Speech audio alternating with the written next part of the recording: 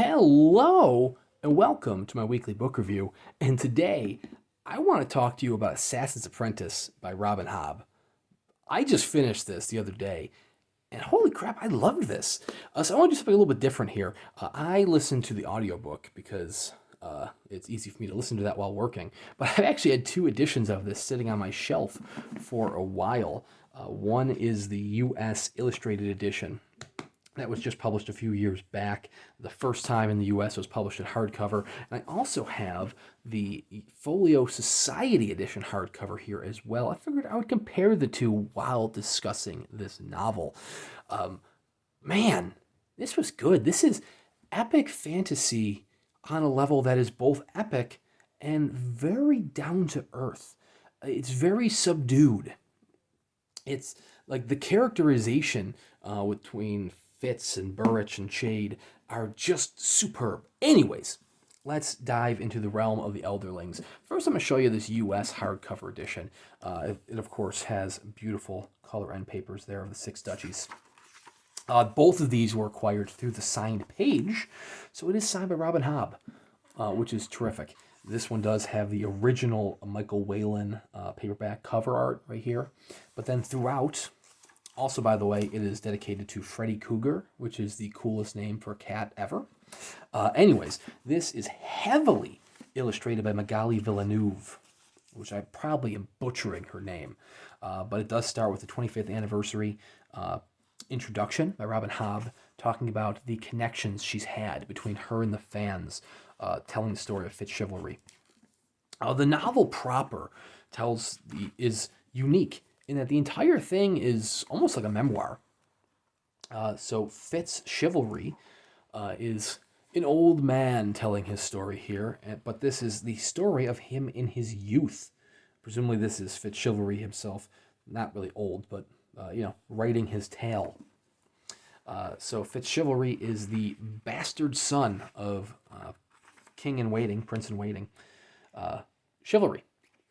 So Chivalry, disgraced, leaves the town, and Fitz, who doesn't have a name at that point, he's referred to as Boy, is brought in by King Shrewd, handed over to Prince Verity, who then hands him over to Burrich, the stableman. And it's very much, the entire thing reads like a memoir. It's here's an incredible image of Shrewd and his pups getting Fitz, the boy, to swear fealty to him, in which Fitz is kind of caught between worlds. He has royal blood in him, and through that royal blood, he has access to the skill, which allows him to connect with other royals, other people with the skill. It's a noble person-to-person magic, but he also has common blood in him, and through that common blood, he has access to the wit, which allows him to connect with animals. He establishes a very early bond, very early on, with Nosy, a small puppy, who is promptly taken away from him once he realizes that he has this connection with animals. Here we have Magali's beautiful illustration of the Fool, who we will also see in the Folio Society edition. And just absolutely stunning work throughout. I was flipping through this while listening to the audiobook to kind of get the images. You have your nice little italicized text for the historical portions, the prefaces for each chapter for diving into the chapters proper.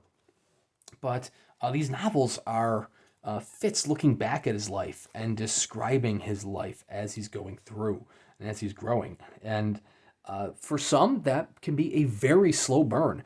There's not really your blood, guts, and excitement as far as action goes. I mean, yes, he becomes an assassin's apprentice. Yes, he kills over a dozen men for the king and for Chade, who trains him. But it's not intrinsically violent. It's not in your face with it. It's very much almost in passing. He's like, yeah, I killed 16 people. He poisoned some people. There's an assassination plot in the end, which is, the final fourth of the novel is definitely the most exciting action-wise. But if you're looking for the incredible action, you're not really going to get it. There's him with, I'm not going to say the dog's name there.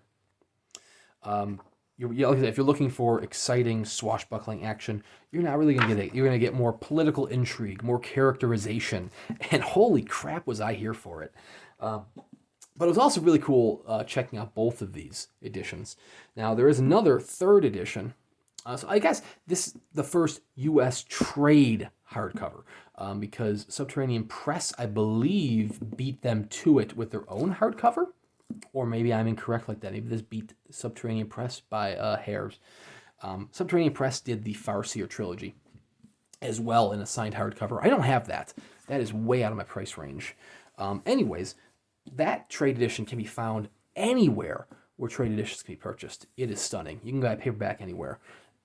If you want to swing for an even fancier version, we have this cloth-bound beauty from the Folio Society. I did a proper unboxing for this where I got the whole trilogy, and once again, I got it from the signed page, which means it's signed by Robin Hobb, which is incredible.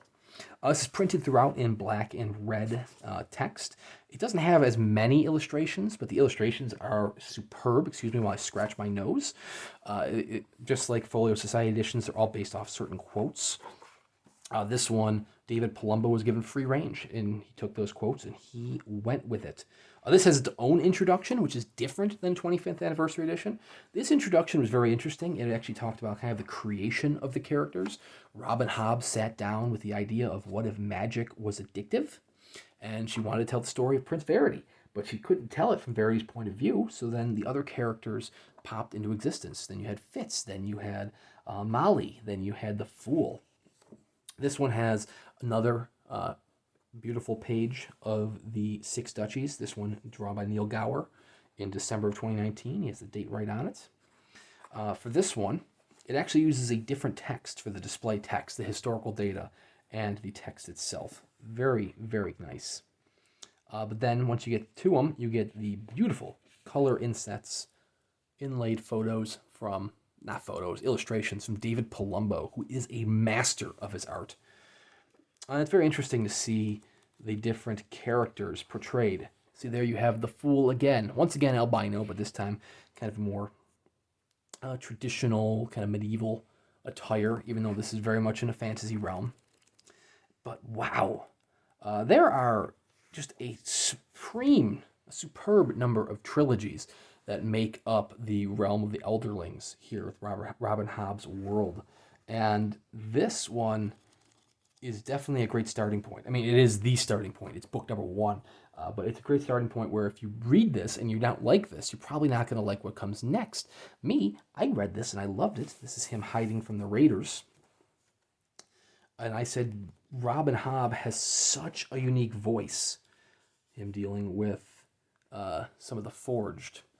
Such a unique voice to these characters that you could hear them just describing their day, and it's done with such a level of intrigue that you want to read more. Folio has a lot larger trim size, but also has larger margin sizes as well. But even despite this, it actually still manages to pull itself in like 30 pages shorter than the trade edition. This goes up to 373. 376 with the epilogue. Whereas this trade edition, I believe, just hits over 400 pages. Yeah. Not just over. We're at epilogue is 448. And we're talking almost 70 pages shorter, which is just wild. But like I said, it is a smaller trim size than the Folio edition. The Folio Society edition is still available directly through the Folio Society. If you're buying it from the US, you will have to pay larger shipping costs because it is a UK publisher. Whereas Assassin's Apprentice here can be purchased, the US version can be purchased anywhere books are sold, either in this illustrated hardcover or just the trade paperback. If you go over to the signed page, there are still signed copies of Assassin's Apprentice, this illustrated edition that you can buy for yourself, which is really cool. Sean Speakman at the signed page has a great connection with Robin Hobb. And there's even the opportunity to get, I missed it for this one, but for the second and third title, there was an opportunity to get the book personalized. But it's just incredible.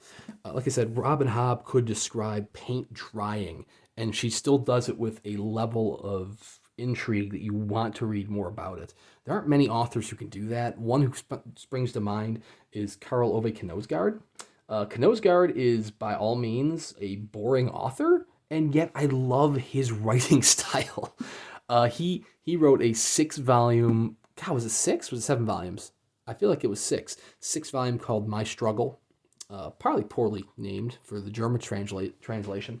But anyways, that was just about his life, and it was just fascinating as all hell. This is about a fantasy world, which makes it more intriguing than just a person's life, and yet it is still about Fitz Chivalry's life.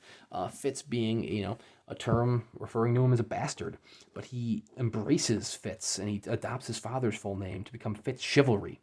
And it's an intriguing tale. I'm currently reading the second title, and I can't wait to see what else is in store, what Robin Hobb can bring to the page. It is incredible. I mean, this series is completely finished now. She finished it in 2017. I don't own all of the books. I do own a couple of the trilogies in paperback. The Fitz and the Fool trilogy was in paperback. I have that one. But I'm very much excited to read more about, there we go, the Farseer trilogy, the Live Ship Traders trilogy, Tawny Man trilogy, I have that in paperback. Rain Wild Chronicles, I don't have. Fitz and the Fool, I have in paperback. And Soldier Son, I have Shaman's Crossing in paperback. I don't think I have the other ones, but I'm pretty sure I have Shaman's Crossing. I am very much looking forward to reading more Robin Hobb. Seriously, if you're a fan of fantasy, like I said, it's a little bit slower fantasy, but it's still very intriguing. It's a beautiful way of characterization, and they are characters you're going to fall in love with. I highly recommend checking out Assassin's Apprentice, Book 1 of the Farseer trilogy from Robin Hobb. I am doing a book review like this a week. They're not all going to be comparisons because there aren't a ton of titles I own multiple copies of, but in titles like this, I'm absolutely going to do comparisons if I have multiple copies. So please consider liking and subscribing. Thank you for watching, and we'll see you around next time.